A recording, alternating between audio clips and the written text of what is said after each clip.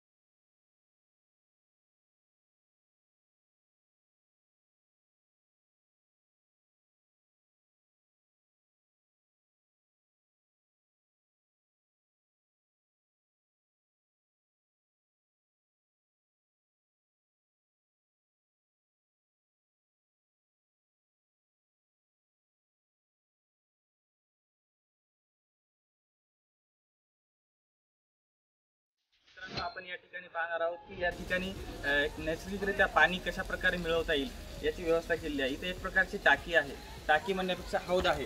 या हौदामध्ये नैसर्गिकरित्या या दगडांमध्ये जे पाणी मुरलेलं असतं ते पाणी याच्यामध्ये शिवाजी महाराजांच्या काळात सुद्धा अशा प्रकारचे छोटे छोटे जलाशय प्रत्येक किल्ल्यावर होते। त्या जलाशयातील पाणी हे त्या ठिकाणी घोड्यांना व तिथे राहणाऱ्या सैनिकांना पिण्यासाठी वापरले जात असे।